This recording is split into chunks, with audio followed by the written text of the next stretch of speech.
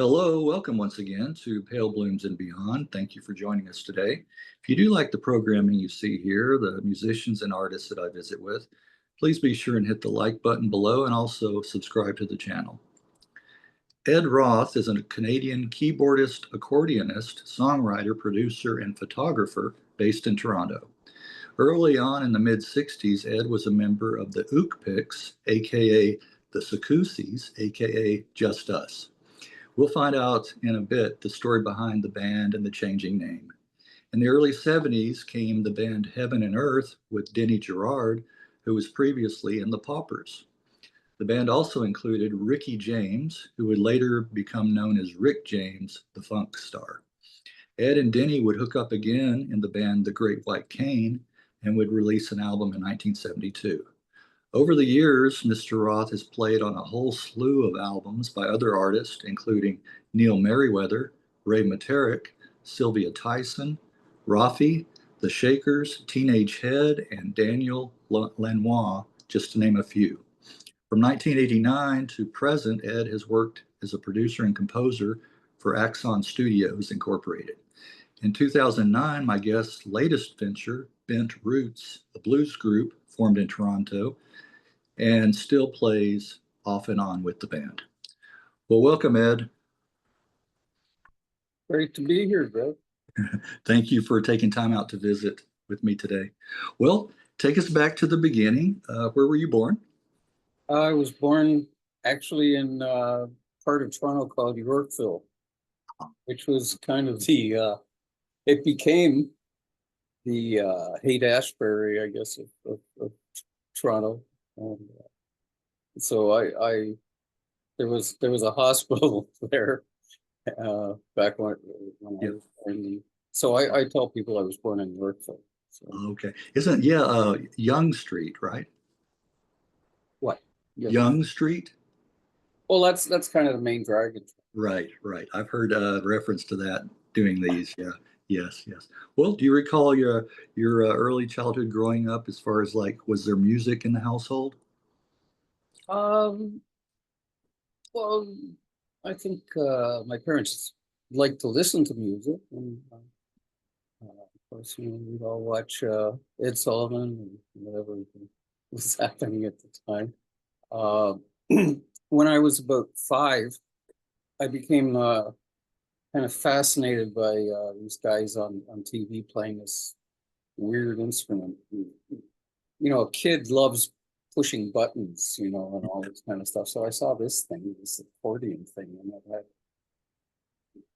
hundreds of buttons on it, seemed like. So I thought, oh, that's for me. So my dad took me to an accordion school, and I was 5, and I guess I was kind of small for 5. And the teacher said, take him home, give him meat and potatoes, and bring him back in a year. That's what he did. I didn't even know there were schools for accordion, playing.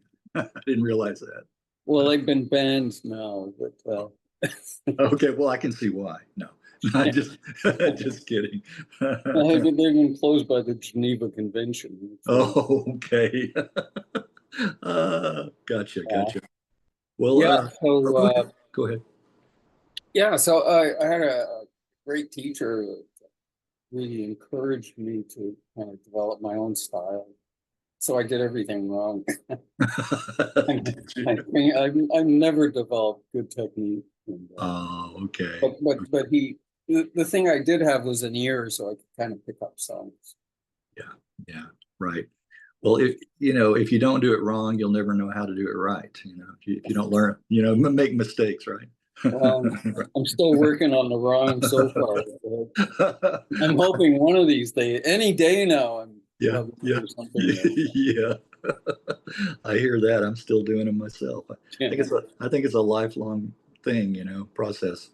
Can you recall one of the first singles or albums that you got yourself?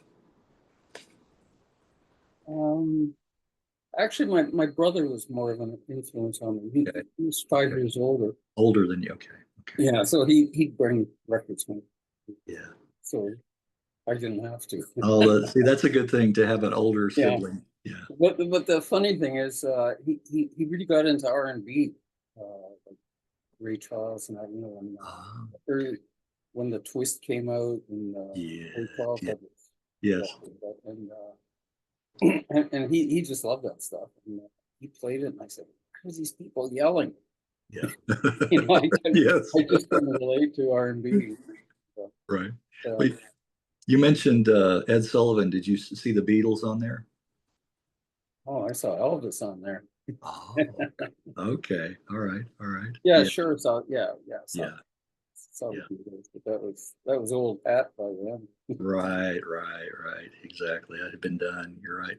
Well, how about as a teenager, were you going to any concerts?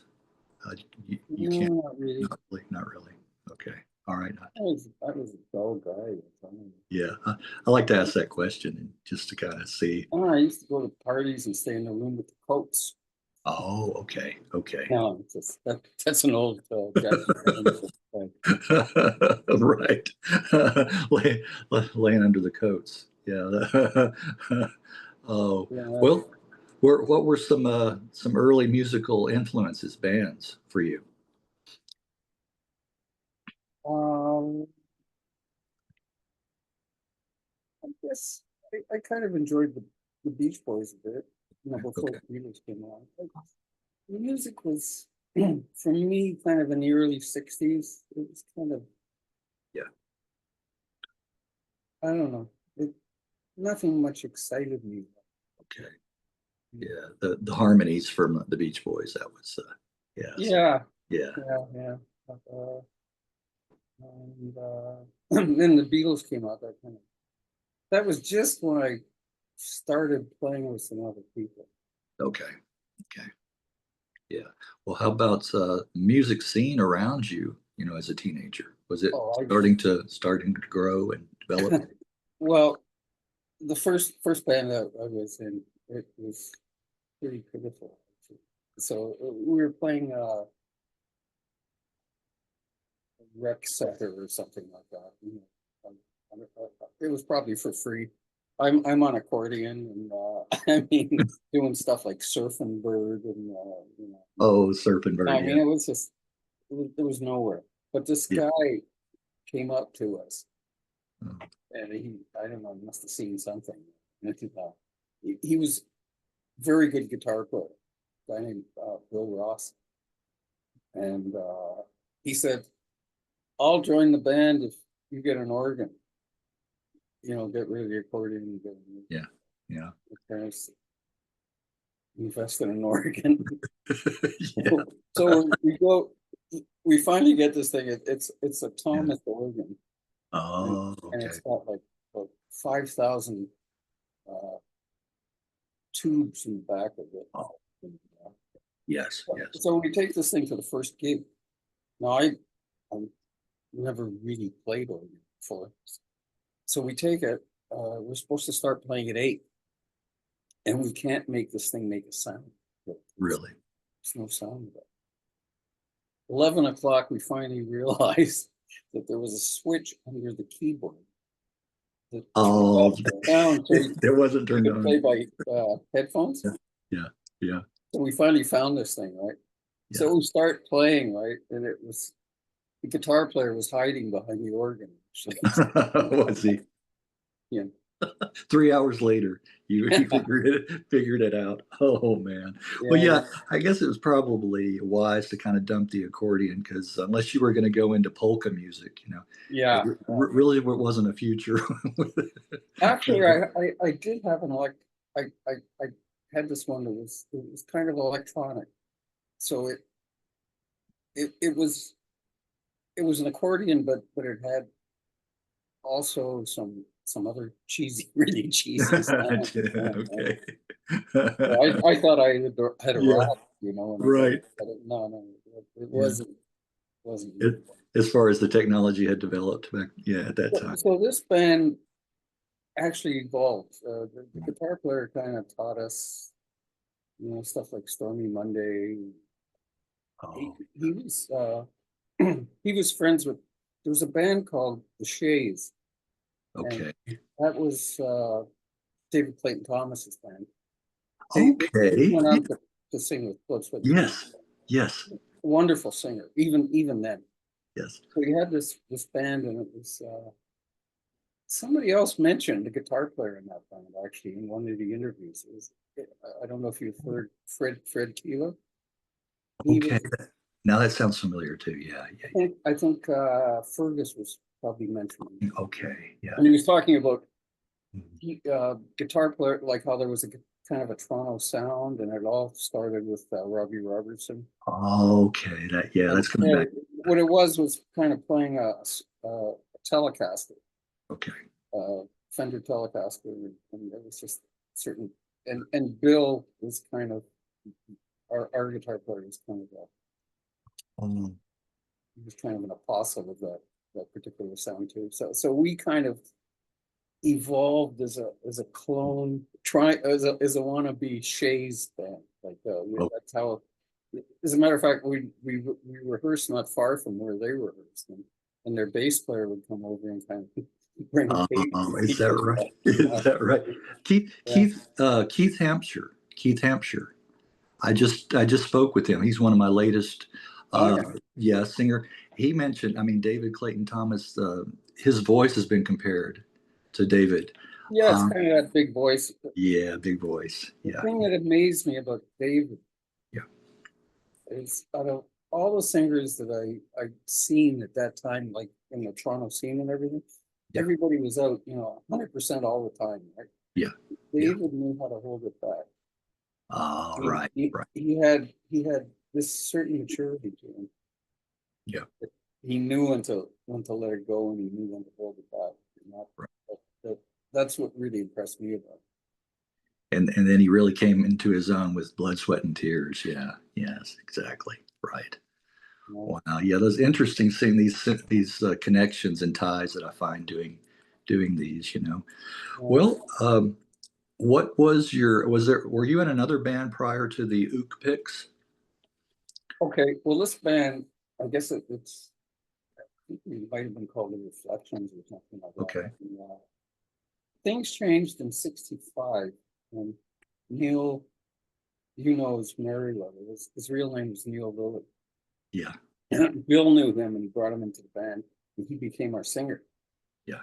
And then things kind of started taking off a bit. Like the band got better. We were playing in Yorkville.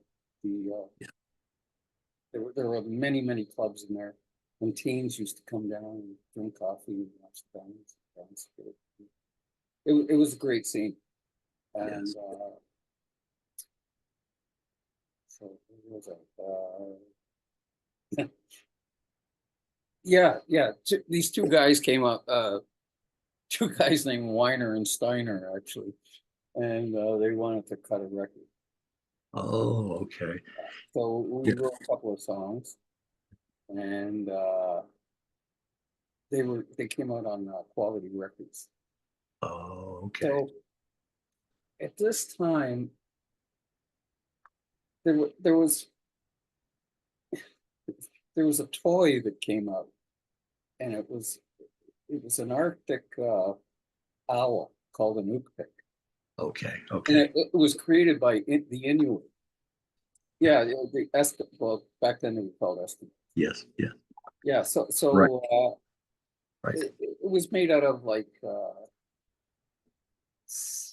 seal fur, and it was a really cute thing. It looked like an owl. Okay. So we thought, wow, that'd be a great name for a band. Okay. And we had this big toy Ookpik that we used to put on top of the organ list. Oh, did you? Oh, wow. Yeah. There's a photo of it somewhere. But, so anyway, my dad, who was kind of handling us at the time, he wanted to get. Actually, the Canadian government had the rights to the name Ookpiks. Okay. So he went to Ottawa actually to talk to the minister that was in charge of that particular, I don't know, Northern Affairs or whatever it was. And he says, no, you can't have Ookpiks, but they're coming out with a new toy, which was this Arctic worm. Oh, It's okay. called the Sikusis or something like this. So it's not as cute as a Ookpik, but No, it's not. No, no.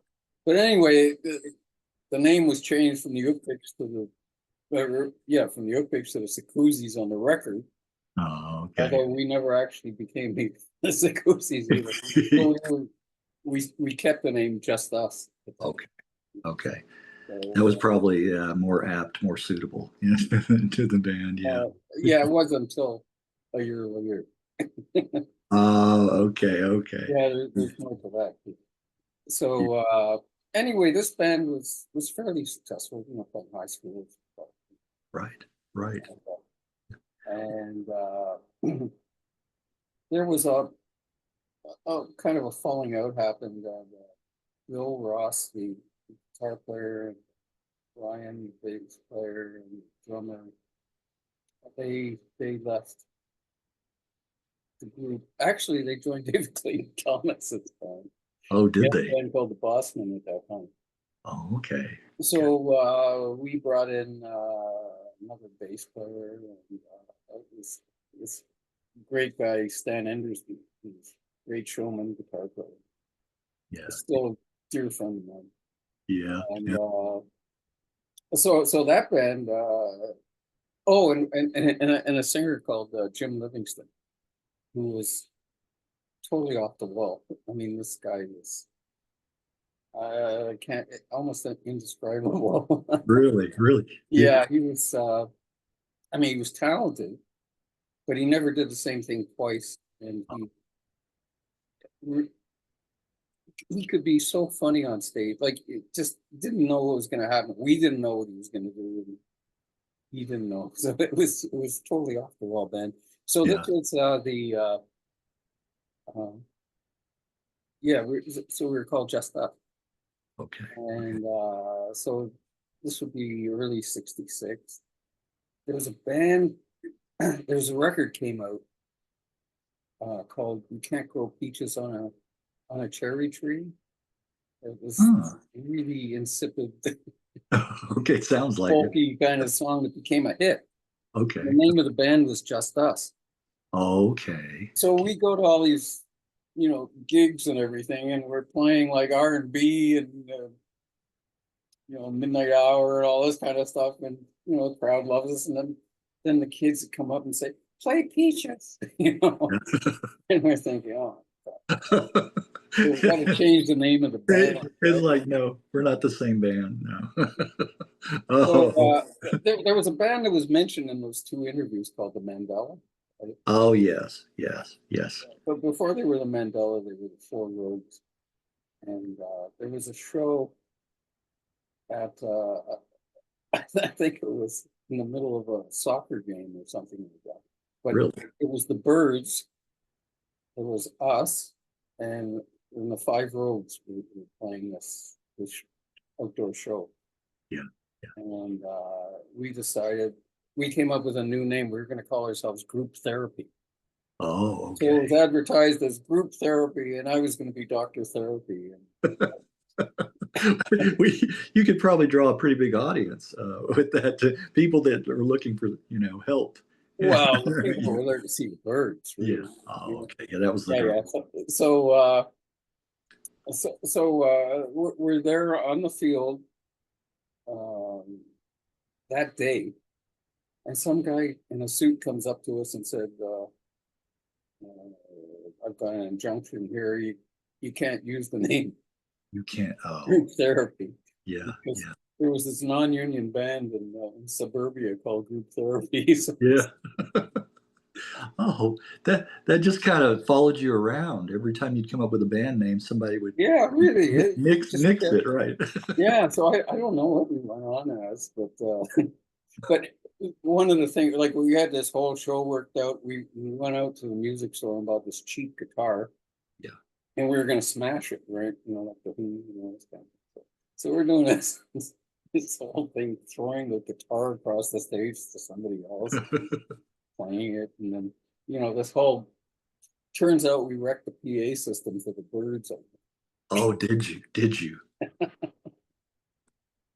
Did, Anyway, yeah, that's the story of. really? Did you hear from the manager or the members of the I band? don't know. I don't think they knew the difference even. Oh, okay, they did. They just wanted to get out of town. I think. Oh, after that. Okay, after that. Yeah, so we had to come up with another name. So we came up with the trick. Okay. Just Okay. 2 Ps. Yeah. And when after you came up with it, was everybody going like this? Like, please. Yeah. Well, I think we were safe with 2 Ps. Anyway. Oh, okay. Spelling it. But Yeah. also what happened was the bass player left.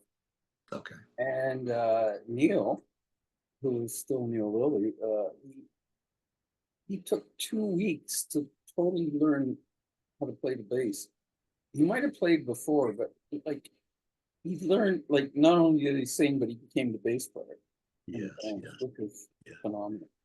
And then we added a pianist named Richard Bell. Okay. Okay.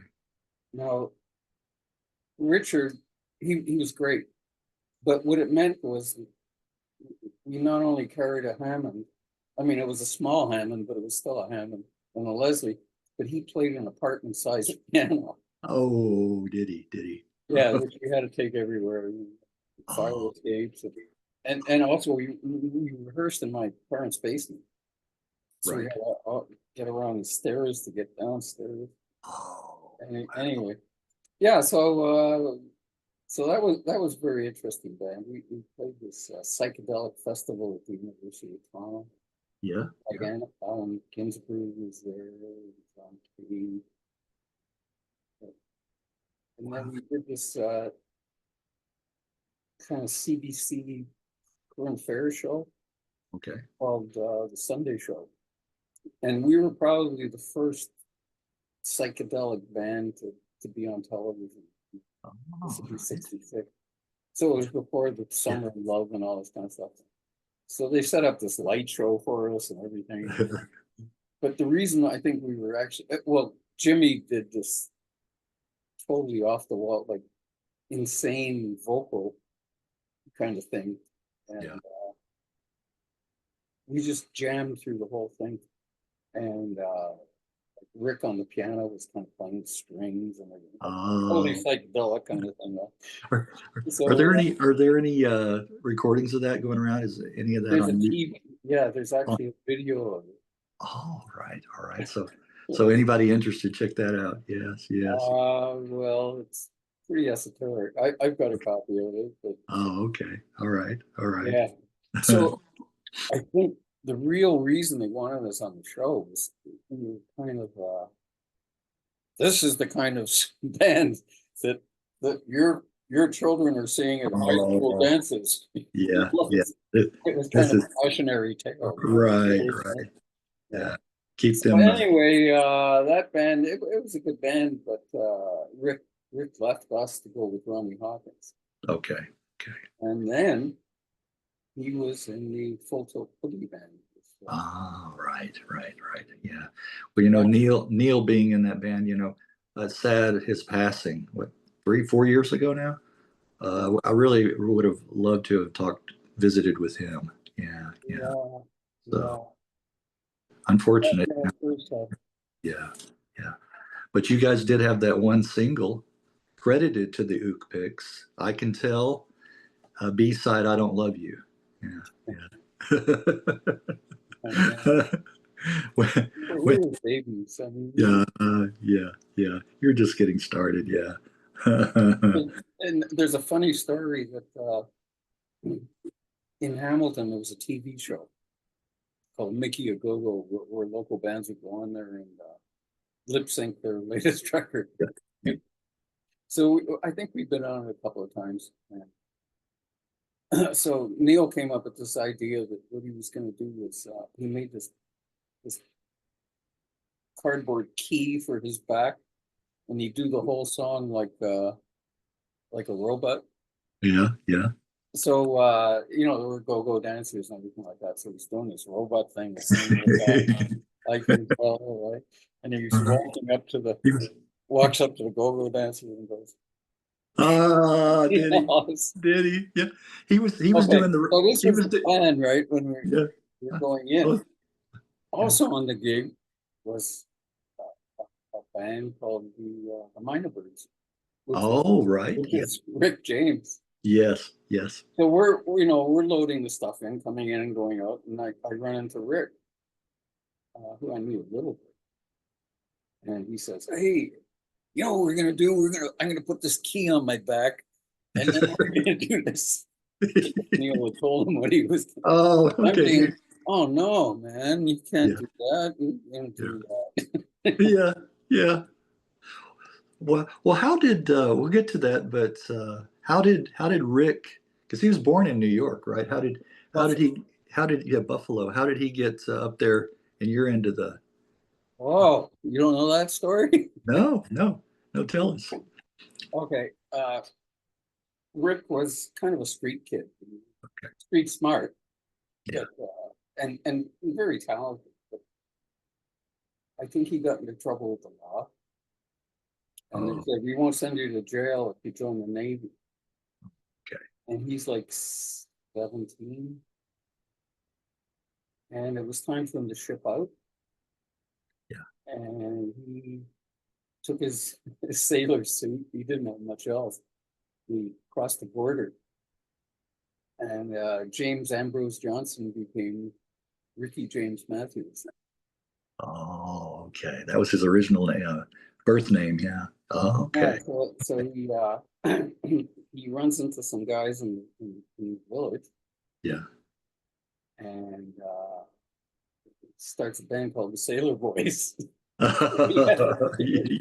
he had that. Yeah. So they played a club. The club was called the Minor Bird, Okay. and the owner was a publicity crazy entrepreneur.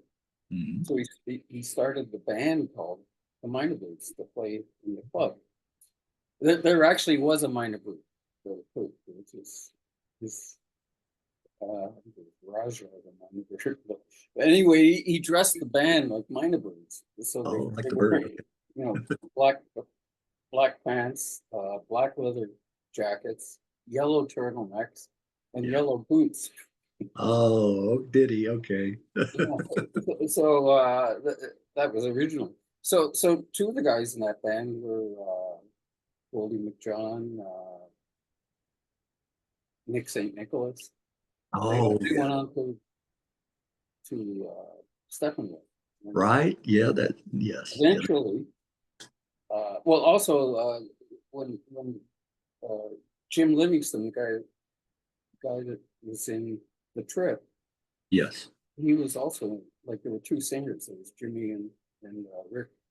Okay. And Okay. Rick kind of evolved into kind of the black Mick Jagger Oh, all right. Yeah. harmonica.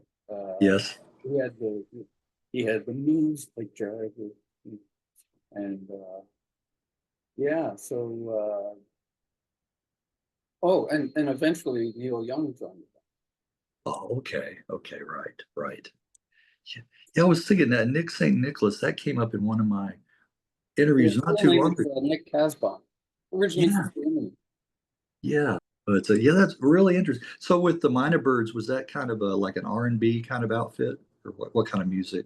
Blues. Blues. Okay. Uh, Yeah. some original songs actually, or what happened? Rick took the band down to Motown, and they got a contract with Motown. They were the Oh, second mixed group after Bobby Taylor and the Vancouvers. okay. Okay. Yes. Yes. And Tommy Yeah. Chong was in that band. Yes, he was. Yes, he was. Definitely. Yeah. Yeah. That's So right. there's actually a record came out that Rick and Neil. Yeah. It's called "It's My Time." Okay. Okay. Yeah. Yeah. Interesting to find out like these comedians or actors that were briefly in bands. Yeah. Do you remember Boston band Chameleon Church? Do you remember that band? In Boston, they were a Boston band, the Chameleon Church. And Oh, that's Chevy Chase oh. was the drummer in that band. Yeah. Yeah. Well, did you know he went to college with Becker and Fagan. Yes, yes. They all went, yeah, they were Steely, in a band together. Steely Dan. Yes, yes, that's right. That's right. You're right about that. Yeah, it's really interesting hearing these stories. Yeah, I think it was Bard College, some Oh, college in upstate New York. yeah, yeah. Must Well, be towards the scene. we'll talk a little bit about Salt and Pepper. Well, we're not there yet. Okay, okay. Well, let's okay, fill in the gap. Fill in the No, gap. no, I got to tell you what happened in Motown. Okay, okay. So Sure. there were two of the guys in that band were Neil Young and Bruce Conner. Yeah, Bruce. Yes, Bruce Palmer. Yes, You yes. know what happened there? Uh, Tell us that story too. I'm vaguely familiar with that one, but Okay. Well, what happened was the Navy caught up with Rick, okay. so he was thrown in the brig, right? Oh, right. Okay. Neil and Bruce. Bruce, yeah, Neil Yeah. and Bruce. They, what are we gonna do? You know, so they get into Neil's purse. He had a purse. They drive down to California, Yeah. and they run into Steve Still. Yeah. I Yeah. think. Anyway, that's how Buffalo Springfield started. Yeah. Okay. Yeah. Uh, Yeah. Steven, a local Texas boy. Yeah. From yeah. here. Yeah, I think Dallas. I think he was born in Dallas. I think so. Yeah. Well, we'll go ahead, continue the story. Yeah. Okay. They go down. They start that. Meanwhile, I'm not playing in a band. Well, it was, I guess, the Trip, and we're playing this club in Yorkville. Out of the blue, Rick shows up with this gorgeous woman, and they came up to get a band because he'd gotten out of jail because his his cousin, I think, or, yeah, a relative of his was the mayor of Cleveland, so he, I guess, pulled some strings. Bulls, yeah. Yeah, so he got out of the brig. And, so anyway, he comes up to get a band to take down to California. So we're playing this club, and he wanted us. And we didn't, we think he had anything happening. Yeah. Yeah. It turns out he was with Jay Sebring's girlfriend, and he was Oh, the guys that- really? Yeah, the Manson murder. Yeah, murder. Yeah, yeah, exactly right. Yeah. Wow. Yeah. So anyway, while Rick was up there, he actually got busted. So, Okay. stealing suits or something. Okay. So Sure. he Yeah. so, yeah, he anyway, had we didn't go with it. okay. He had a checkered past. Yes, definitely. Yeah. So I didn't see him again until okay. It's complicated. That particular band, the Trip became the Journey, and then it became Livingston's Journey, and anyway, it ran its course the end of at the beginning of '68. Around this time, in the meantime, while we were doing all that, Neil Merryweather, he he had a group. He started a group with Bruce Coburn. Yeah, yeah. Now, A rock now see, band. I know how to pronounce his name now because I said Cockburn. I said Cockburn. Oh, I Right, because that's how it's spelled, right? yeah, of course. But I I don't know if know, the name was censored or what. yeah, it's Scottish. It's I don't even know what Bruce calls himself. right. Yeah. So anyway, they actually did some recording. I think this band was called Flying Circuses. Okay. Okay. But that fell apart. But then Neil and the guy that I used to play with, Bill Ross, the guitar player, Yes. Yes. kind of got me into everything. They and Rick went back down to Motown, Okay. and I think it might have been another iteration of the Minor Birds. or something like that. But anyway, there was a big fight in the studio, Oh, really? and yeah, Rick wound up throwing Bill, and Bill used the N-word or something like that, Yeah, we're not. and Rick like threw him into the drums. Oh, did he? And, Did he? that was the end of that. So, Okay. I guess my band had fallen apart. Neil, Jim Livingston Okay. were starting a band and they were rehearsing in Neil's grandmother's basement. Ah, okay. And it, he kind of charmed me into coming down, and so I wound up joining. And then there was Coffee Hall, who was well, anyway, this band became Merryweather. Yes. Yes. So there were through some friends of Bruce Palmer. There was a woman from California who was they were following some guru in Toronto or something, and they had things to do, but she was interested in the group and taking the group. She knew Mo Austin, who ran Warner Brothers Records or something like that. So the plan was we record and then wait for her, and then we'd all go down to California and get a record deal. So we cut 3 songs, and all we had was this acetate record. And you know, an acetate, you can only play it. Yes. Right. Every time you play it, it gets weaker. Yes. So we got tired of waiting for this woman, June. Oh, by the way, June wrote a poem called Heather Merryweather. Oh, okay. And Okay. we, Rick and Jim wrote a song called Heather Merryweather. And then that became the name of the band. So anyway, we got tired of waiting, and Coffee, the drummer, and Dave Burt was guitar player. He was 18, I think. Really? Really? Yeah. So the plan was, it's a big plan. Coffee's brother had a '59 Chevy. So 5 of us in the band plus his brother drove nonstop to Los Angeles to make our fortune. Did you? So with no equipment, Yeah. Yeah. with an acetate. Uh-huh. And we booked into this place called the Hollywood Center. Yeah. It's this motel on,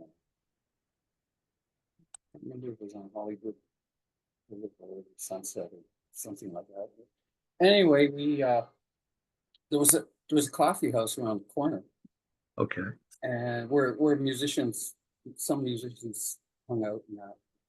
So we ran into a guy, I think his name is Bruce Dumas, who worked for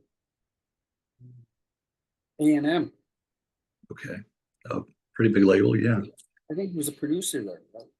So played him the acetate, and it blew his mind. He said, "Yeah, Oh, I'm gonna really? try to get you guys a deal with A&M, right?"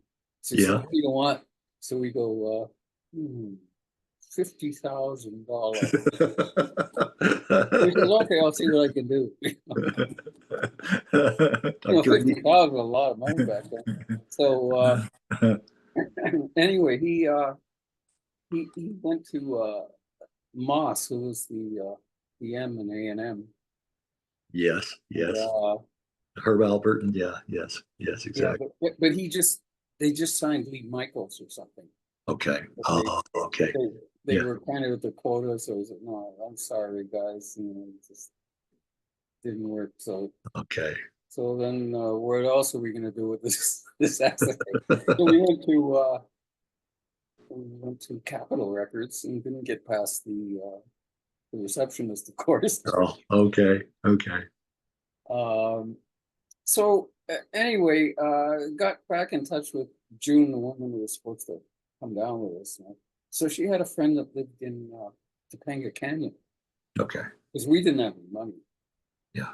And, so the whole band moved into this woman's house, and she knew she knew most of the bands. Topanga was kind of a happening place. Yeah. Wow. And Neil had this house way up on a hill that I've actually seen.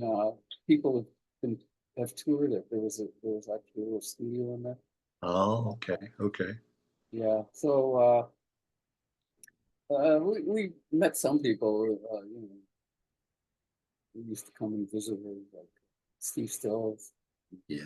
Yeah. And there's a guy who was, I guess he was the Springfield's roadie, really great guy, Chris Sarnes.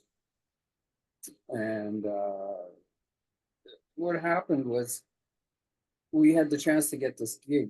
It was a new club in the valley called the Big Pink. Okay. Okay. So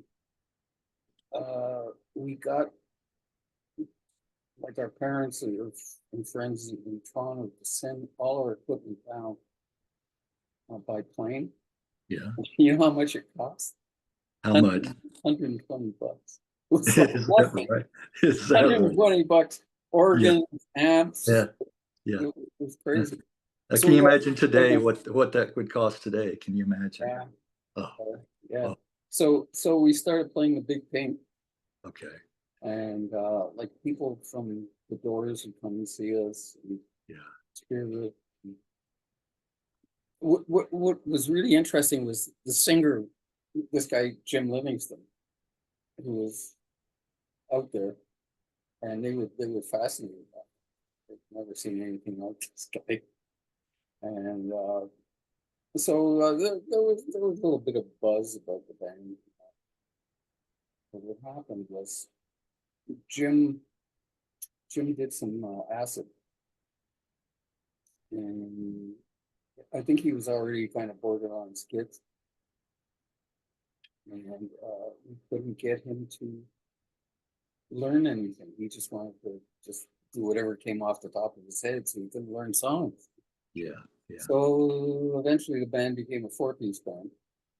Okay. And so there were two people interested in signing us. There's a guy from Chicago named Maury, and this other guy was fascinating, Chris Houston, Okay. who was an English guy. Now he was in a band called the Undertakers. Okay. Jackie Lomax was in that band. Oh yeah, yeah, the UK band, right, Jackie Lomax. Yeah, Yes. and he became. They would dress up like undertakers. Yes. I guess. Yeah, with the tall. I'd be very disappointed if they didn't. Yeah, they did. They did. Yeah. Yeah. So anyway, he became a very successful engineer in New York. Like, I think he engineered Papa's Got a Brand New Bag. Oh, okay. Anyway, he really wanted to sign the band. He built a little 4-track studio, and the thing was, he didn't have money to, like, we really needed some front money in this, and Okay. we couldn't do it.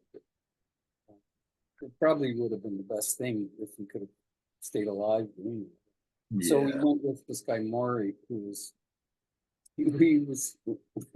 when we just after we met him, he was sharing an office with Bobby Gentry. Oh, really? Okay. Yeah, but he was was leaving. Oh, he was on his way out. Okay. Yeah, he was on his way out. So I guess he really needed something. But he was a neighbor of the guy that owned the whiskey. Oh, all right. Yeah, big club. So he arranged for us to do a showcase, where they invite all the record companies down to check out this band. Yeah. So it's our big chance, I think we're staying back at the motel in Hollywood. We're actually going to the gig hitchhiking. Were you? the drummer had a snare under his arm, right? And Uh-huh. he had the Back- guitar. So we get to the gig and we're opening for Chicago Transit Authority. Ah, yes, yes. Yeah. And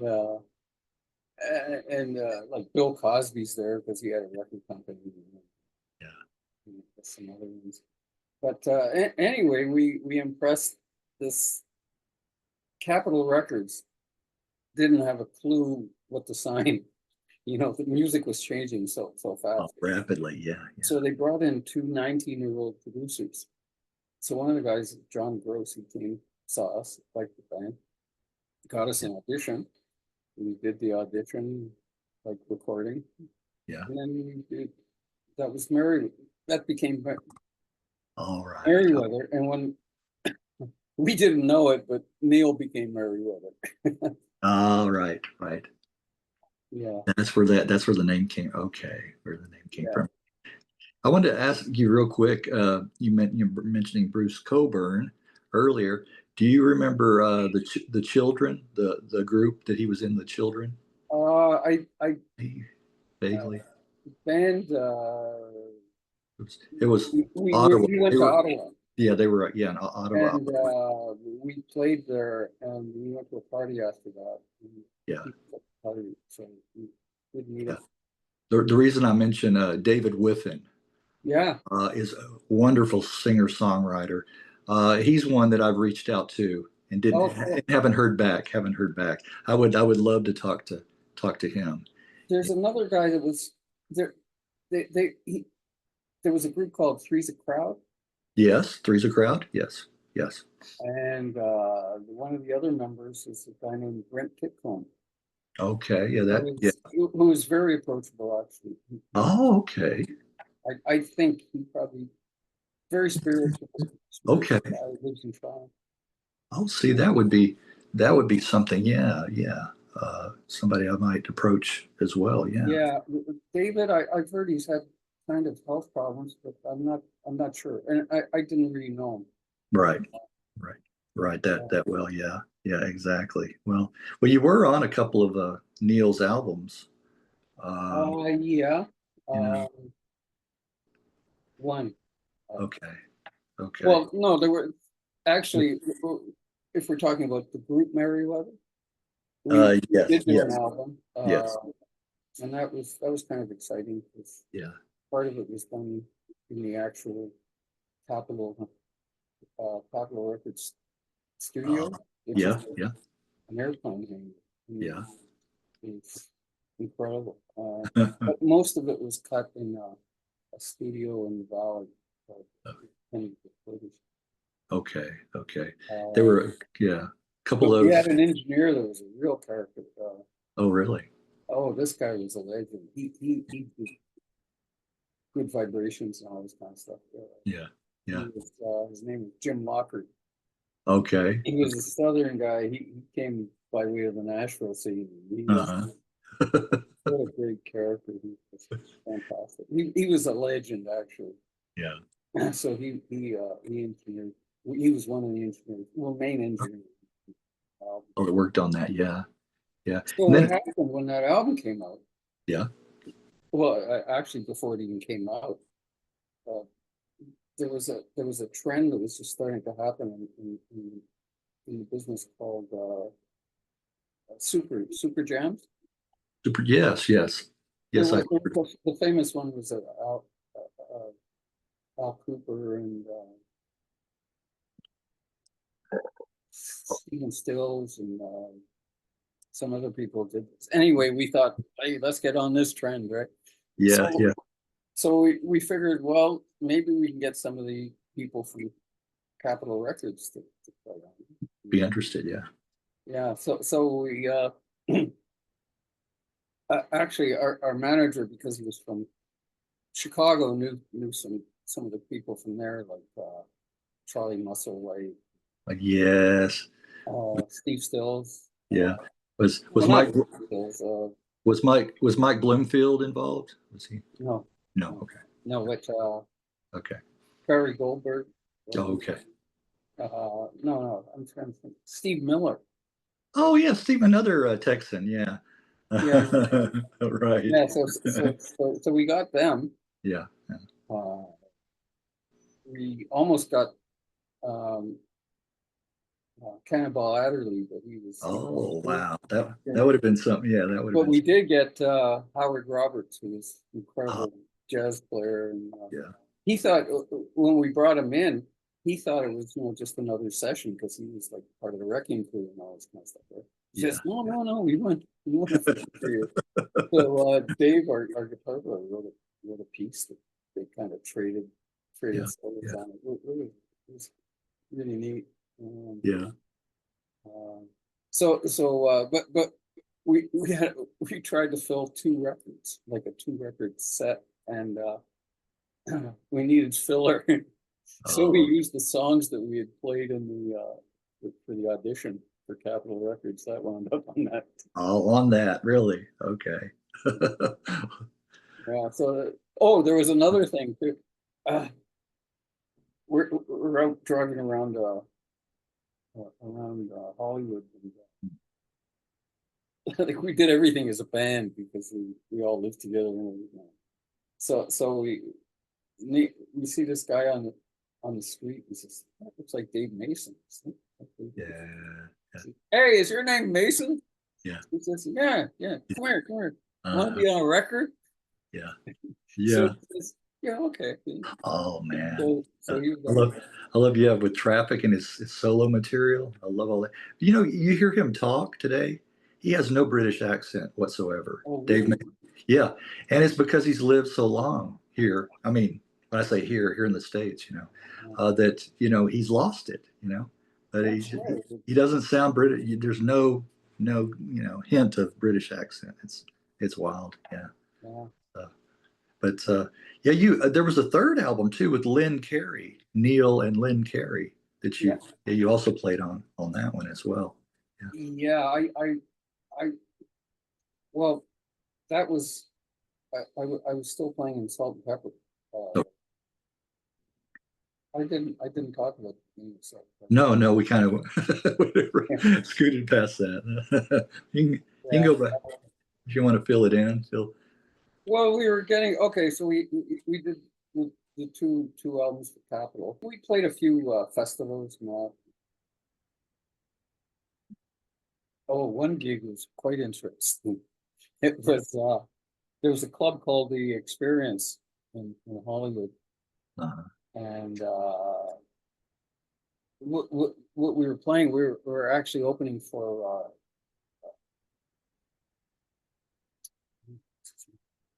famous violinist, jazz.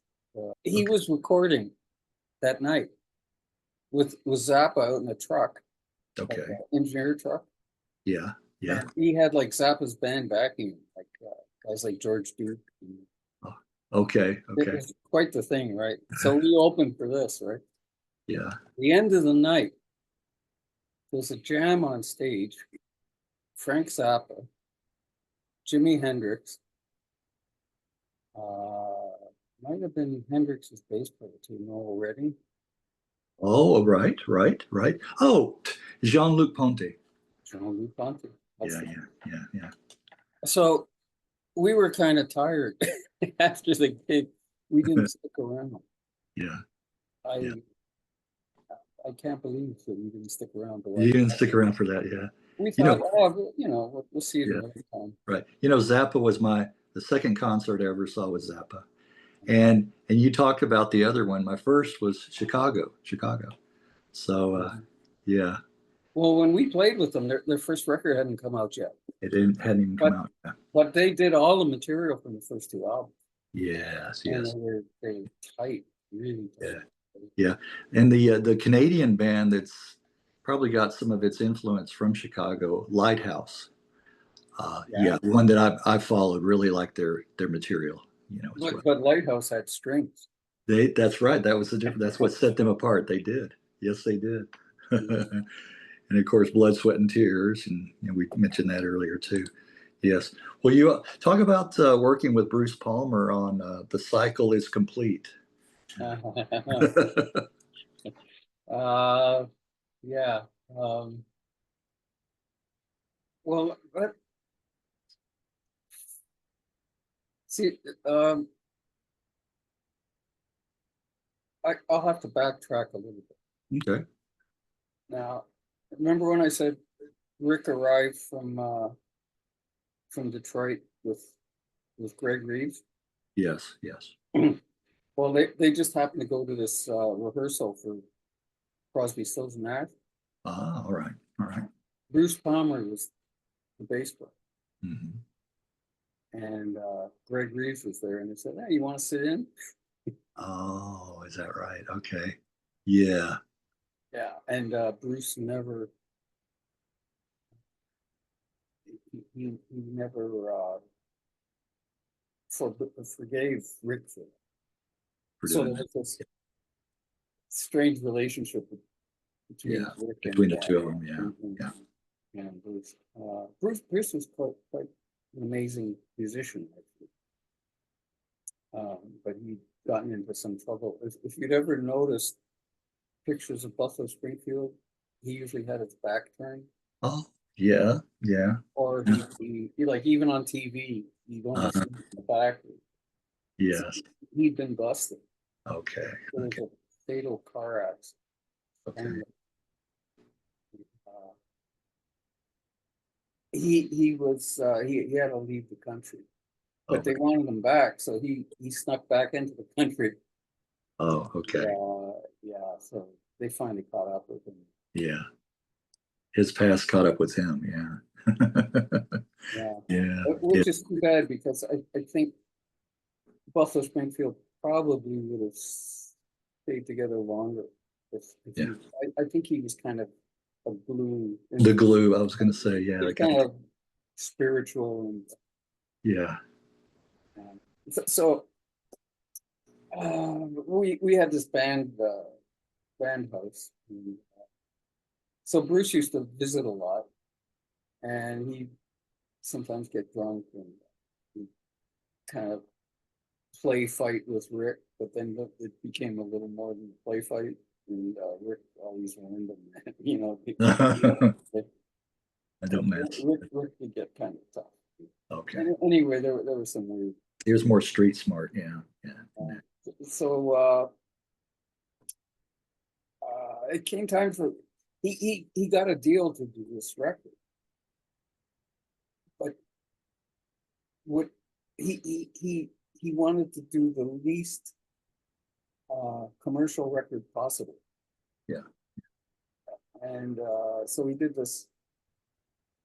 He was very good at playing what's he call it, kind of raga guitar. Oh, yeah. The raga. Yes. Raga. Yes. You know, Yeah. very Eastern sounding, With the sitar, with the sound of the sitar. Yeah. Yeah. that kind of stuff. Yeah. And so he was doing these sessions, and he brought in me and Rick, and our bass player at the time, Yeah. I've been trying to find for years. Really. Can't locate him. Yeah. Yeah, because I learned so much from him. Yeah. Yeah.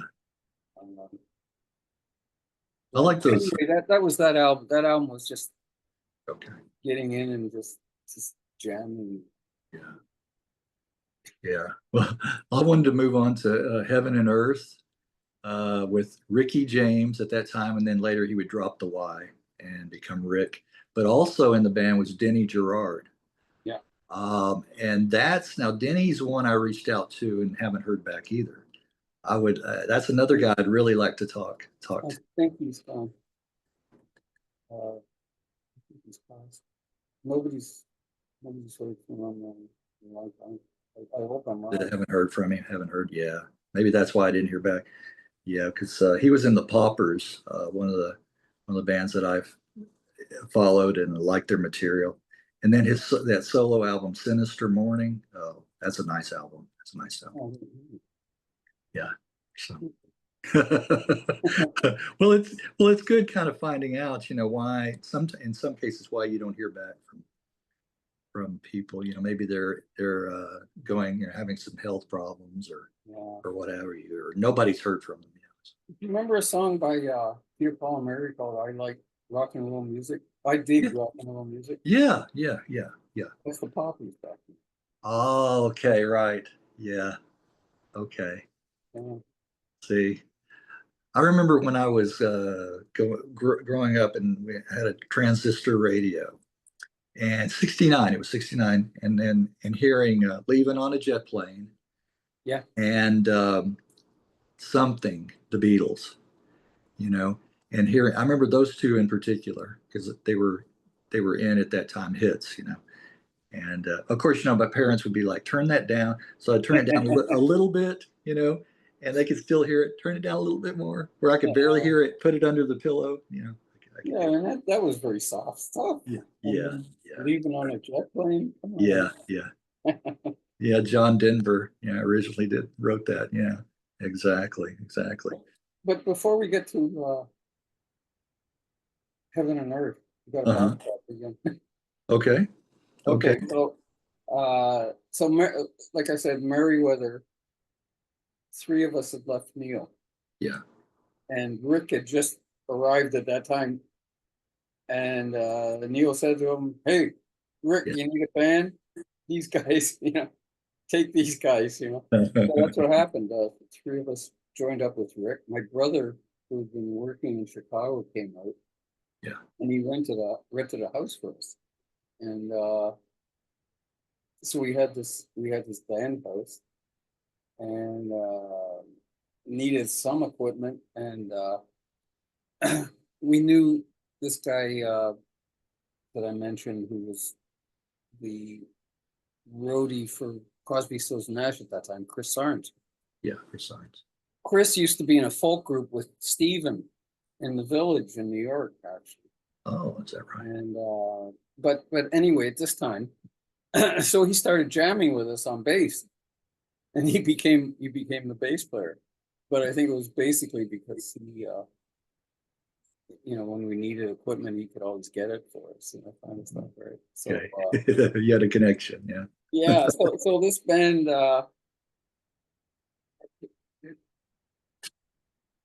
we had lost a lot of our equipment at the end of Merryweather because we had in storage. There were these musical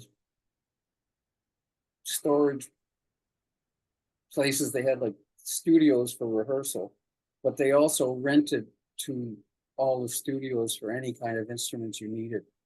Okay. Plus, they say Hal Blaine, he might Yeah. have 4 sessions in one day, so he had 4 sets of drums. So this company would go and set up the drums at various studios, so all he had to do was come in and everything set up. Oh, it's already set up. Okay, got it. Yeah. So our equipment was in storage and our manager didn't pay it, so we lost all our equipment. Is that right? Yeah, so when so it was important for us when we went with Rick to get some equipment, and it was like Providence. The guy that came with Rick from Motown, Eddie Singleton, was managing a band that was on tour in Asia, and I think they were called Von Ryan's Express or something. Okay. And he says, "Well, I'll loan you all this equipment." So we had all the equipment we needed, set it up in a garage, started rehearsing, and somehow through the union or something, uh, we got some gigs, and where was I at? Yeah. Anyway, we started playing, and we were starting to make kind of a little bit of a stir, and we got a gig at there was this incredible club in Topanga called the Corral. I don't know if you ever heard of that. No, I haven't heard that. For a short time, this place was kind of iconic. And the problem with Topanga was that it was hippies, but it was also kind of a very far right conservative people that also lived in that area. And I think they firebombed the club at one point. And, Oh, did they? Yeah. Wow. yeah, and but anyway, that was before we got in there. So we played her a few times. But what happened was we opened for Neil Young's first gig with Crazy Horse. Crazy Horse. So Elliot Roberts was there and was fascinated by Ricky and the band. So we had a meeting with them because he wanted to manage us. And but he was having problems with Joni as far as whether she wanted to tour or not tour. And Crosby, he thought of putting us on tour with Crosby, Stills and Nash, but I don't know. Some things just didn't work out. Didn't. Yeah. He said, I'm really sorry, guys. And David Geffen was there. He was his assistant. Okay. And so he says, I'll send you over to Bill Graham's company, who had a management company. Yeah. So we went there, and they arranged for us to play at the Fillmore West. Okay. So we opened. Oh, did you? Okay. You got to play there. Okay. Yeah, so we opened for Jethro Tull. Um, And wow. What year was that? What year? 77. Okay. It was actually a poster. Yeah. Okay. Yeah, that was when Tull was still in their blues phase before they started going more folk, right? Yeah. Or were they in that transition? Because they started out really kind of blues based, Jethro Tull. Yeah. Blues. Yeah. Their early stuff, 60, 68, 69, their early stuff was really blues. Yeah. Yeah. I think they kind of gone Okay, into the folk. Yeah. more advanced stuff. Okay. So we played I actually have a cassette of that show. Oh, dude. Okay. And yeah, so and the problem is it was a board mix, so you couldn't hear bass much. Oh, all right. Which is too bad because it's a historical document. Yeah, that is too bad. Huh? Yeah, so we did that, and we decided not to go with Bill Graham's company. Okay. There was Coffey's girlfriend worked for a guy who was, I can't remember his name, but he was in charge of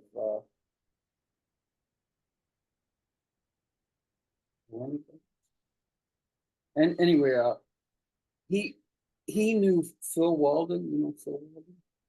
Yeah, that does. Yeah, rings a bell. He was the Allman Brothers manager. He was Otis Redding's manager. Oh, okay, for Otis too. Yeah, some other people out there. Anyway, she found out that he was coming to LA. So we arranged for him to come to our rehearsal house, our like band house. So when he arrived, we rehearsed at the garage. Right? Yeah. So he knocks on the garage door. The door opens and all this smoke. Yeah. Anyway, he really liked the band. So Uh-huh. he arranged for us to do a demo for Atlantic. And so that went well, Atlantic. Oh, So the idea, so then the plan was to go to Miami to record a Criteria. And so Rick and my brother went ahead. And we're just languishing in LA. By this time we'd gotten the bass player that we really needed. oh, okay. We played a fretless, called it Fearless Fretless. This guy was amazing. Whenever Bill Cosby went on the Tonight Show, he used to sometimes lead a band. Yeah. Ron was the guy that would start every group.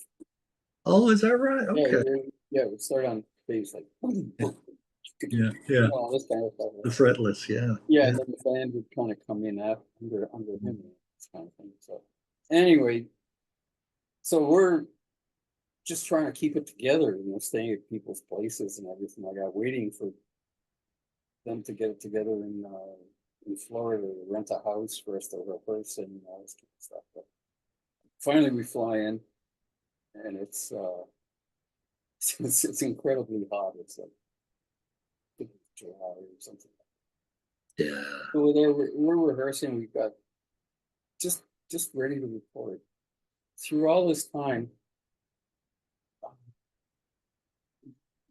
all the money that we were getting to live on was coming from Macon, Georgia, from our manager. But there was all these arguments. You know, we need money. You know, send money. You know, this kind of thing. So Rick did a full pop. He called Jerry Wexler, who was president of Atlantic Records. So, can you talk? You know, get him to send us money. You know. Anyway, yeah. It's the day before we're going to start recording. Yeah. Bands in control room, Criteria Studio, meeting Tom Dow. Oh, right. So, you know, we think we got it made. Everything's great. This guy walks in, says, I'm from Mr. Phil's office. I understand you boys aren't happy. And he said, nah, we're not happy. Did you bring the money? Did you bring They said, well, I'm prepared to give you your release. Uh-huh. So we're thinking, let's go him, okay. You know, we signed that line. Yeah. We didn't see a lawyer, didn't do anything. Oh. Our idea was, we'll keep stepping. You know, we don't need this sign stuff. Next thing, plane back to LA. Oh. It. Really? Yeah.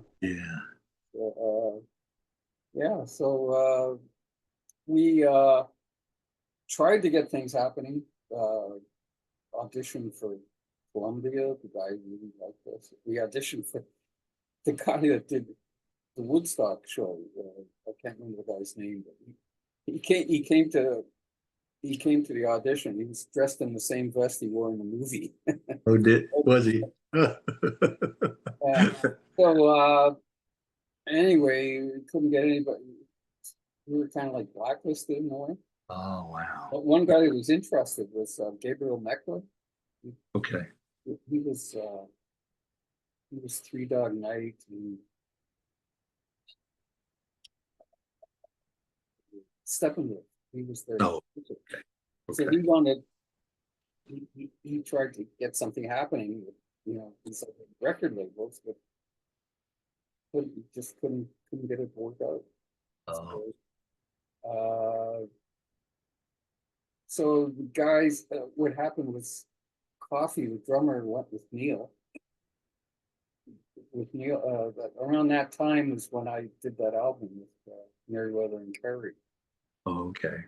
And Neil really wanted me to join the band, but I almost did, but I was really loyal. I was still loyal to Rick and Ron, bass player.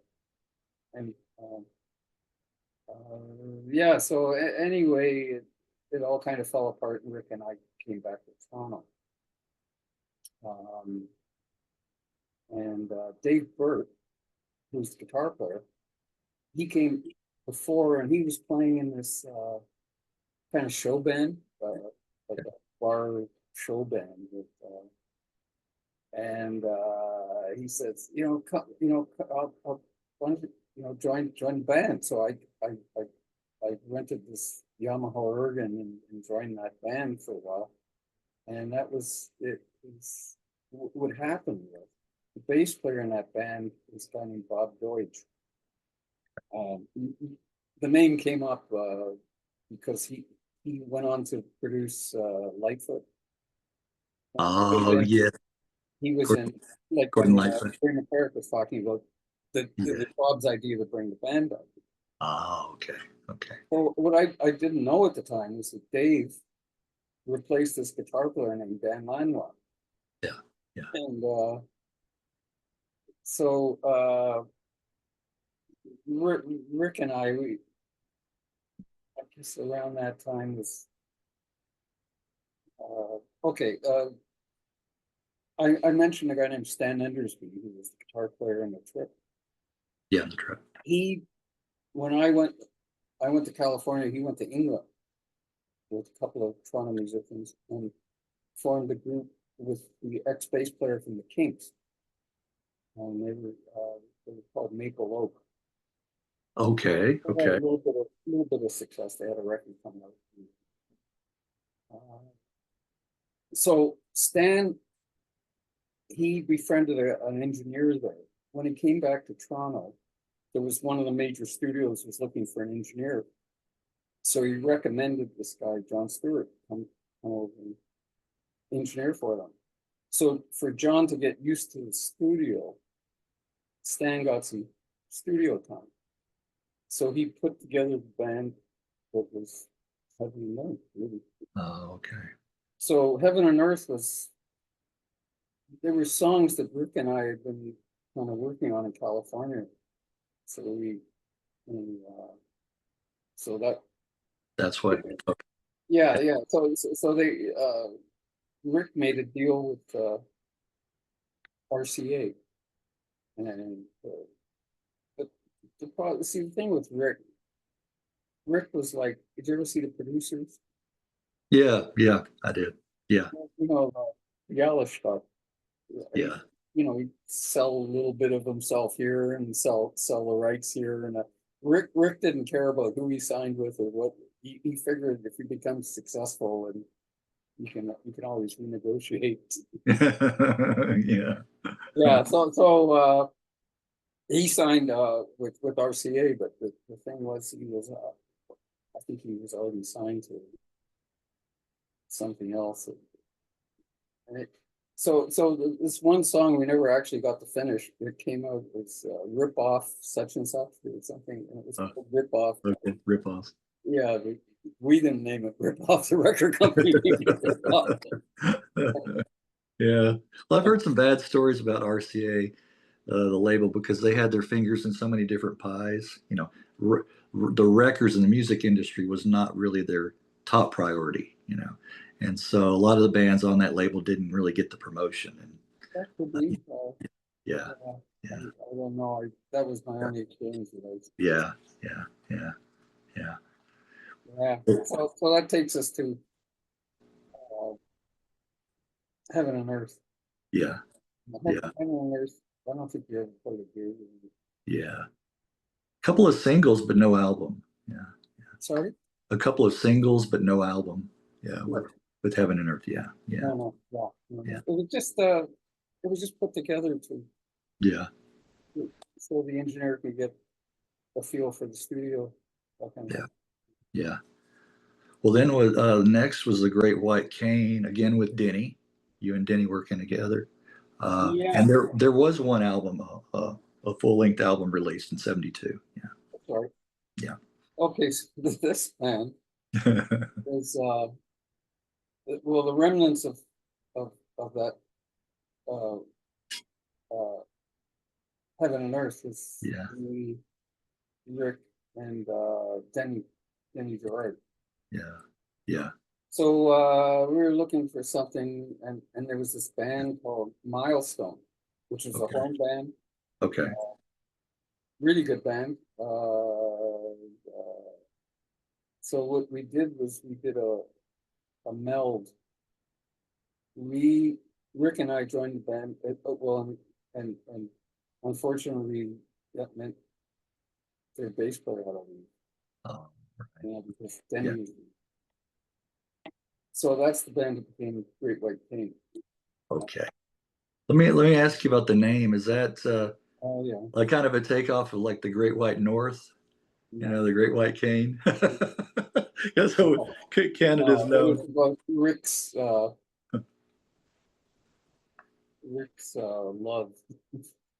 of cocaine. Oh, okay. Okay. I didn't like the idea that was the name. The way I rationalized it was our logo was this was a white cane with dark glasses but 3 lenses, so it was blindness of the third eye.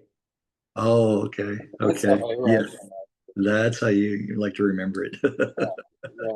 Yeah.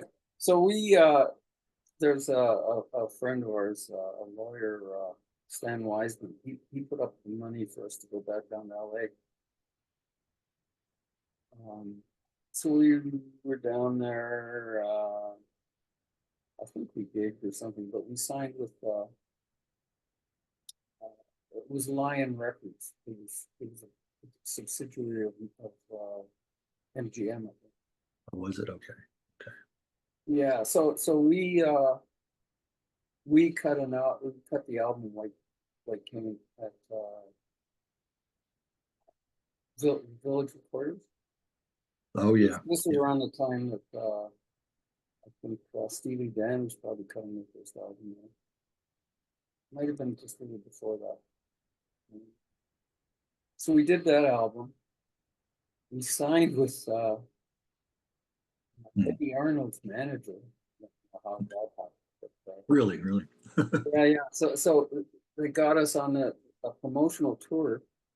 So it was like about a 20-city tour with B.B. King and a band called Universal Jones, and that was Eugene McDaniels. Do you remember? Oh yeah. Yes. Yes. Yes. 100 pounds of clay. Yes. Yes. Compared to what? He was really a jazz singer, but he had this funky band called Universal Jones. So they were on. So what happened? Right. Our first gig was in Vancouver. Like we had the show right down, a really good show, and music was tight, band was tight. Vancouver, we did the first gig. We get up there. We started with the suite. It was like 2 or 3 songs all together, one after another. Yes. Crowd loved it. Everything was fine. All of a sudden, out of the blue, Rick decides that he wants to do an acapella thing. The crowd could clap, and it was a BB King crowd. It wasn't a White King crowd. So Rick says, "Put your hands together," and it was put your effing hands together. And anyway, it was ugly. Oh yeah. I can imagine. That didn't go down well. Yeah. BB's road manager was really pissed off at him, and Yeah. Yeah. and anyway, next gig I think was in Washington State. He was Washington. That gig, same thing happened. Every gig on that tour, Rick did the same thing. It was groundhog. Did he? I mean, we were beside ourselves. Yeah. Just didn't know what to do. So anyway, we finally made it across after we played Toronto. Yeah. We were going Rhode Island or something like that, but we had to stop in New York to change buses because the whole tour was on this. It was a scenic cruiser, the old Greyhound bus. So it was like the 3 bands on this bus, right? And BB he flew. BB he was the only one of us. He was smart. So anyway, we get to New York, and we all left the main bus station there, and we went with some people who lived in New York. Yeah. And just went out to eat, and then we were all supposed to come back to the bus people, and no Rick. Rick left the bus. No, really. What happened? But there were still, like, I don't know, 5, 6 gigs still to do. Right? Yeah. Yeah. So anyway, Nick Balky, who's the guy from Bent Roots, he actually wound up singing the song. Did he? Okay. Blows my mind that he could do it, but he did. Yeah. Yeah. So when we get back to LA, it was like there was a fight over like whose White Cane. Was it Rick or was it the band? Yeah. So anyway, that dissipated. Yeah, I imagine. Yeah. Back to Toronto. Yeah. Yeah. Now backspacing a bit. Hmm. Um, what I was saying about when I was playing in this bar band with Bob Deutsch and that, right?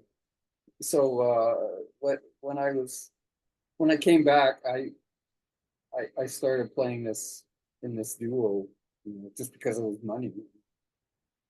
Uh, Meanwhile, Rick was putting another band together, and I couldn't say no. Yes. Yes. So that was the Stone City band. That was another. Oh, I guess that's what he called his ultimate band. It's called the Stone City band. Okay. Yeah. Is that when he started getting more into funk? But, No, not, well, it was when he signed with Motown in okay. 78 Okay. or 77, 78. That was when he was. Late That 70s. was the band that made it for him. Yeah. Yeah. That's when he became with James. Yeah, Rick. Yeah, Rick. And funk. Yeah. The king of funk. Yeah. Yeah. Uh, So yeah. I'm getting at.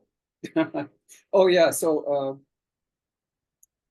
Bob Deutsch told Dan and his brother Bob, the Lanois, had this studio in their mother's basement, and they were doing, they were recording people like Raffi and some folk people and like that.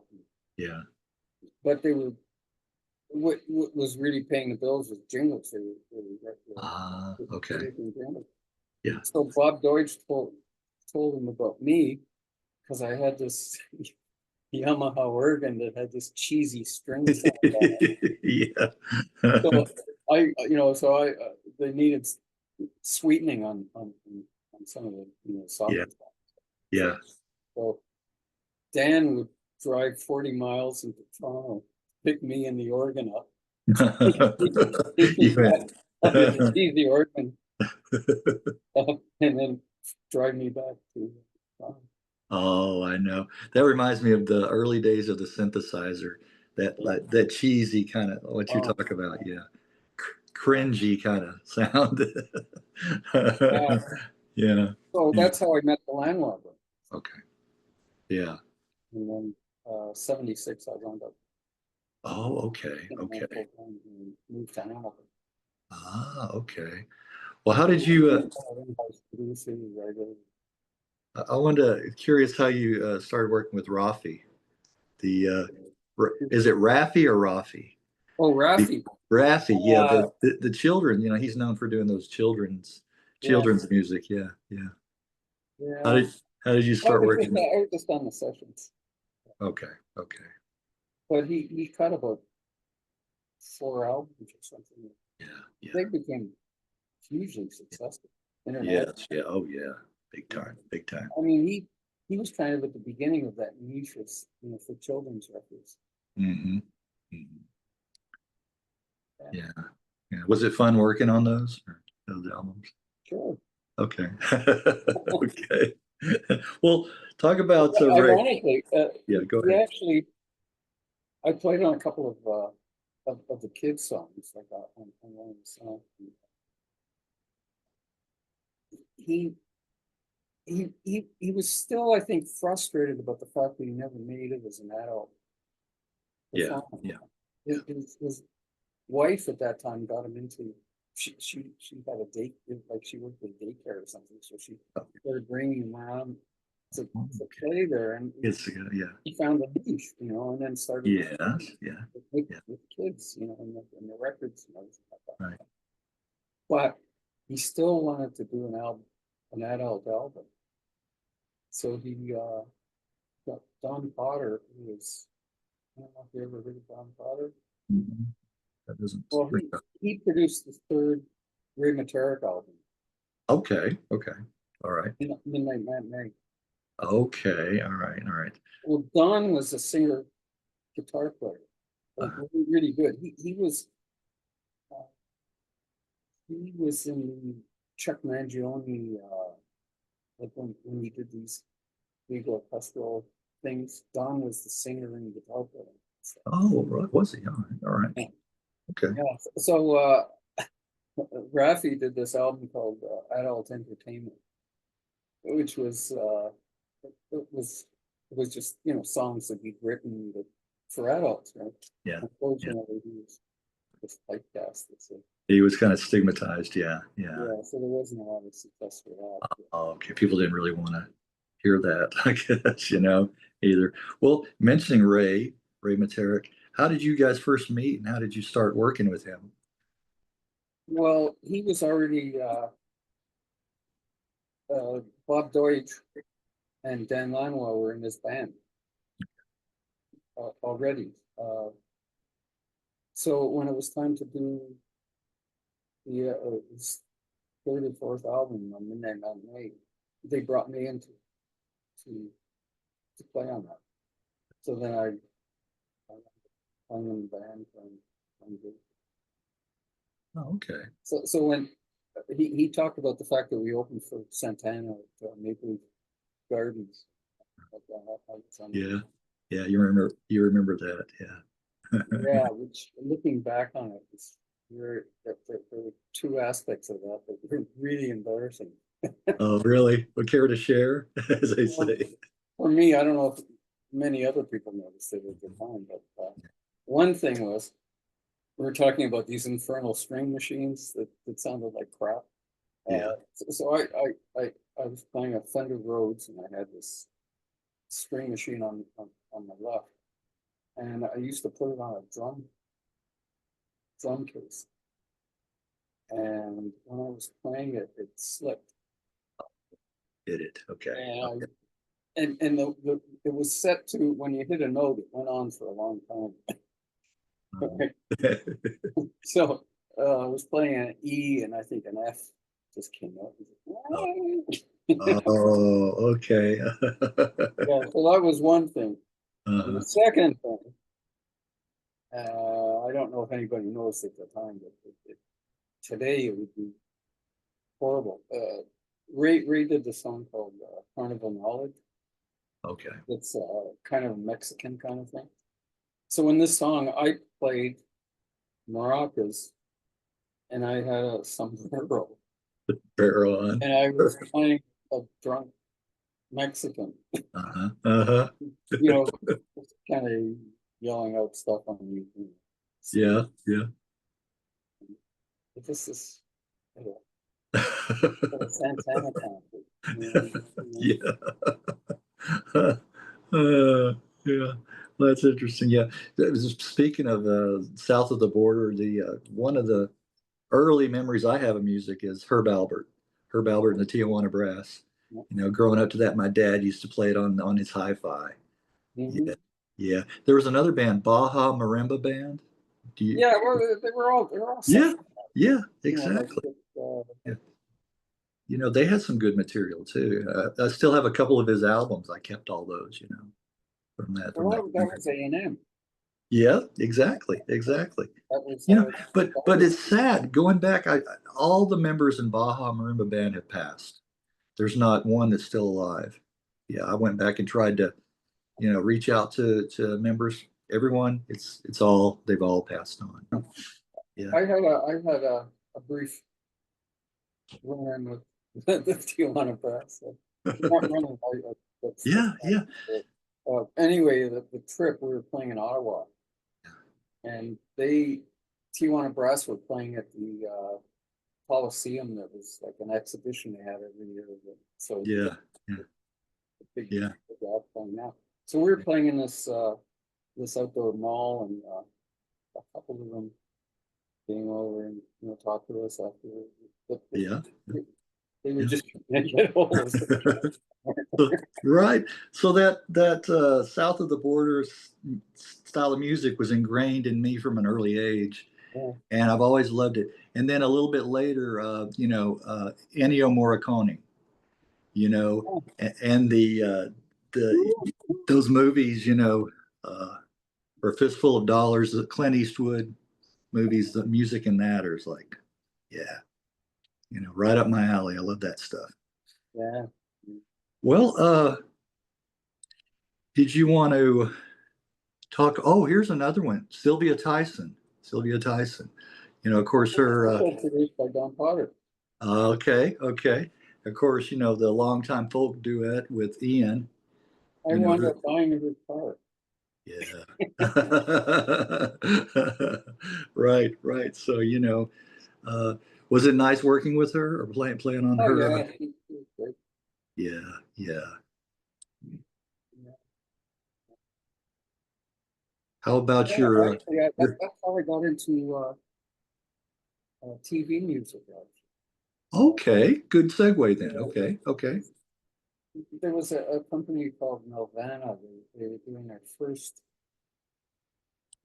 cartoon. Like it was a brand new animation house in Toronto. Okay.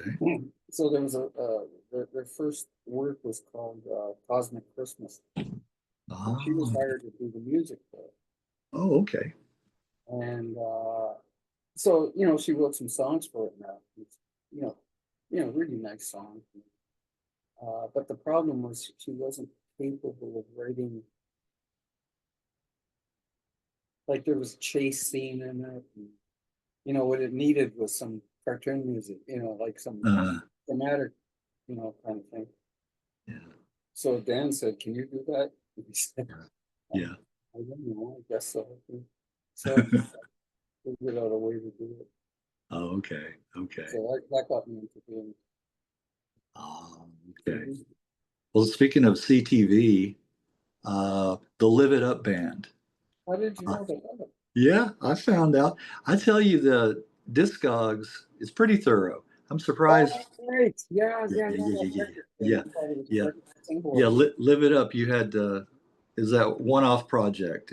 It's pretty much Live It Up band. That was done. That was done to show how a record was made Ah, on the show. It was a really interesting show, actually. It was kind of public affairs, but it was funny.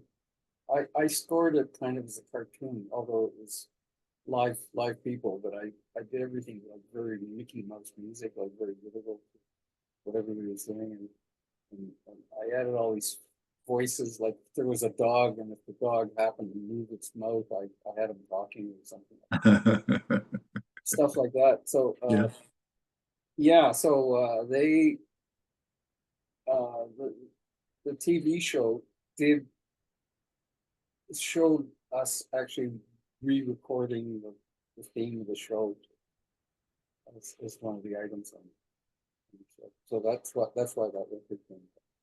Oh, okay. But there was And I did a much better version of it later with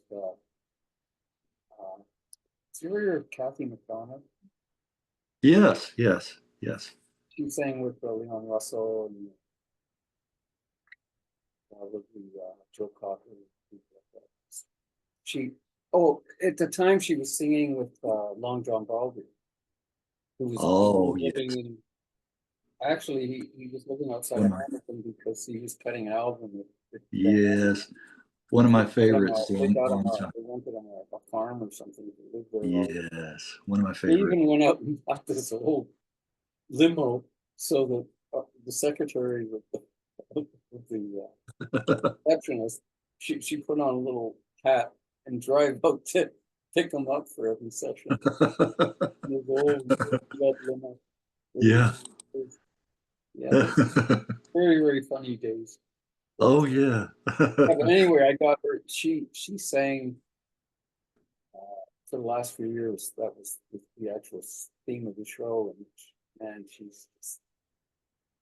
she she hit notes that I don't know if anybody else could have hit. Yeah, that's right. But yeah, because I didn't realize that Long John Baldry had relocated to Dundas, yeah, Ontario, and then settled in Vancouver. Yeah, okay, okay. Look, Yeah. Well, that was because he was cutting an album with Grand Avenue. ah, yes, yeah, yeah. I just his voice. That's one of those that just unique. Well, he became quite a successful voiceover artist in Canada. Okay. You know, like commercials. Yeah, yeah. And then in the band Steam Packet with Rod Stewart too. Yeah, yeah. Another one of those iconic bands. Yeah, Yeah. yeah, yeah. Well, there's another one that I found interesting, playing on the Shakers, playing with the band the Shakers. Yeah. They were a pretty popular band up in your A into the local. neck of the woods. Yeah, yeah, yeah. Yeah. Exactly. How Yeah. did that So, was that rewarding those playing with them? Did you enjoy that? well, sure. I mean, it's, you never knew what was going to happen at that studio. You know, Yeah, like, yeah, but I, you know, good friends with them. yeah. Yeah. And, It- and it- the hmm? other one was a Teenage Head. Another one. It was probably the most popular Canadian punk rock band ever. Yeah, but Yeah, that um, when I played with them, it was a little later. a little later. It wasn't in the real The popular. singer was the singer from the Shakers actually became the singer on. Okay, that's what happened there. Okay, Yeah, yeah. So he brought me in to play okay, on that. okay, Yeah. So it was, I guess some of the original guys okay. are from Canada. Yeah. Do you know the band The Kings? The Kings? Kings? Kings, The Kings. I don't The think so. Kings, Canadian band, from started in the late 70s. They had that song, This Beat Goes On, Switching to Glide. Do you remember that, Switching to Glide? It was No. real popular on like the college circuit at parties. Oh, Anyway, I visited with two of the members of Zero. One of the guys, he goes by Zero, yeah. and then David Diamond. And I want to say they were from that area, or they're also from West Canada too, in the West. I think one of them was from there, and one of them was from like Toronto area. Hmm. But anyway, they talk about Teenage Head and what admiration they had for the band. Yeah, and that. There was another interesting story. There, uh, there was a band that recorded it in Dan and Bob's basement in like 1973, 70. I don't know if you ever heard of Simply Saucer. No, I don't. Well, they Okay, were now they're considered proto-punk. okay, And the okay. records that they recorded Yeah. in that basement have gone on to become kind of legendary. Really? Okay. Yeah. So about 10 years ago, the leader of that band was recording some stuff at a friend of mine's studio. So I got to know him a bit, and but his stuff was like very very unpunk. I mean, it wasn't even rock. Yeah. But then I found out that this guy had this past in punk music. Uh-huh. So I wound up playing with them on like we did a couple of American tours, uh, Chicago, Detroit, New York, Philadelphia, Yeah. places I've never actually played. Yeah. And this was just about 8 years ago. So. Did you ever play Texas and with anybody down here in Texas? No, you know something? They did. Oh, Uh, uh, uh, I got sick and I oh, couldn't do okay. the tour. Okay. All right. Well, that's a good excuse to not come. So I would have been there. I would have I, been there. I know it. I know it. That's funny. And then Daniel Lanois, 1989 album, Acadie. Is that how you pronounce it? Acadie. Okay, because it's French. Now, you know what? I didn't realize this doing the research that he played with Brian Eno on a couple of albums. Daniel. Well, what happened was there were these two kind of wave girls. They call themselves the Time Twins, Okay. and they recorded it at Grant Avenue in Hamilton in late 70s. Okay. So they put a band together, and they went down to New York. They were playing down in New York, I guess in the Village or someplace, and they ran into Eno, like they met Brian Eno. Yeah. And at this time, Eno was just tired of the New York scene. He just wanted to get away from it all. So they told him about this studio in Hamilton, Ontario, and he came and he did. That's started recording. Yeah. Like I think it was guy Brian Budd, pianist, and then John Hassel or one of the Oh yeah. Yes. Yes. Yes. yeah, all these were done in this obscure place in In that really in that studio there. Yeah. Yeah. He worked with, and then Brian's brother Roger too. Roger, yeah. worked with us. Yeah. Yeah. Yeah. Yeah, I've- just I was just kind of hmm. not. I hadn't left yet, but I came back to Toronto in '82, so Okay. I was just kind of on the periphery of that. Yeah. Yeah. Now Brian's somebody. Ooh, that would be just like a dream come true to be able to talk to somebody like that. I liked him in Roxy Music, but I like his ambient music a whole lot Well, better. Yeah. the Yeah. amazing thing is that you know how the stars kind of come together sometimes. Yeah. Yeah. Uh-huh. Well, he was looking for a place to record. Yeah. Dan was a great experimenter, and he was experimenting with sounds and linking a whole bunch of outboard gear together and just making atmospheres and all this kind of stuff. And when they got together, it was like the perfect. Yeah. It just the stars aligned, right? Yeah. Yeah, absolutely. I mean, what are the chances of Brian Eno being in Hamilton? Yeah. Right. Mhm. For some people, once in a lifetime thing, and for others, it never happens. And But look at his thing. I mean, yeah. Right. Right. Dan, went on to Neville Brothers. Well, I guess the first thing was the soundtrack for a movie called Birdie, which was Oh, pretty yes, good. yes. Right. Yes, he did. Yes, he sure did. Well, when did you start up Bent Roots? When did you start Bent Roots? Well, yeah. I didn't start it. It was I Okay. was just brought in. Oh, you were Uh, brought into that. Okay. Okay. yeah. Well, the funny thing, just going back a little bit, like Mhm. I hardly ever played an accordion. Okay. Yeah. I think I played it on Raffi's record because it was his father's accordion. And Yeah. a couple of songs with them. Right. But when my wife's family lived in Hamilton, Okay. so I was staying over at their place, and I hadn't been to Grant Avenue for 2 years. And I just thought, I'll go over because Bob Deutsch was running it. I thought, run into Yeah. him. Yeah. I'll go there and dance there. Oh, okay. Is he? So he's working on his album. Yeah. Yeah. So he said, so he played me the song Jolly Louise. And we looked at each other and said, accordion. Yeah. And there just happened to be an accordion there. Yeah.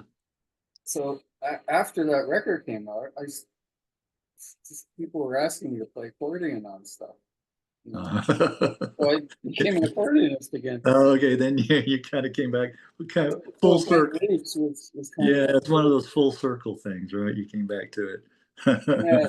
So I was mainly playing accordion, and then I guess about 12 years ago, I got this Roland virtual accordion, which Oh, is totally wow. electronic. Oh, So it wow. sounds like a lot of different accordions, but Yeah. it's got a Hammond sound on it. Really? It has that too, huh? Lines, and I say, "Where's that organ coming from?" Yeah. It's the accordion. So, Yeah. like, it's a neat gig thing because it doesn't take up space on the stage. Right, right. Yeah. I most of the gigs I probably had in the last 10 years are on accordion. Okay, okay. Using keyboards. Doing that. Well, how about currently? When was the last time you played live? Uh, Christmas. Just a bunch of musicians get together, we do this thing. We put on these ridiculous hats, Yeah. Santa hats with white braids. Yeah. I know what you're talking about. You go into this bar and whoever wants to come up and sing a Christmas song. Oh, okay. Okay. So you did that Christmas time. Yeah. I think that was the last live thing. But you know what my next one is? My What? next What is it? It's Ray What? Materick. Say that again? Ray Materick. Oh, okay. Yeah, Okay. we're playing the same theater we played 2 years ago in Hamilton. Yeah. And then 2 days later, we're playing Ah, okay. big folk club. Well, real okay. Well, I'll have to send him a copy of this too, you know. Oh no! And you'll have to remind him too. Yeah. Oh yeah. No, Well, I couldn't believe seeing his face on your yeah, site. yeah. Right, couldn't miss that. Couldn't miss that. Yeah. Again, thank you much for doing this. And Oh, I'll get thank you for thinking of me. I guess. sure. I like to dig a little deeper. I think I might have told you that, you know. I hope I And didn't take it through too many labyrinths there into the. no, we'll salvage it. Okay, it's salvageable. But anyway, you have a good rest of the weekend and upcoming week, and I'll get back to you probably next weekend. Get it edited a little bit and Great. shoot you a copy. Okay. Fantastic.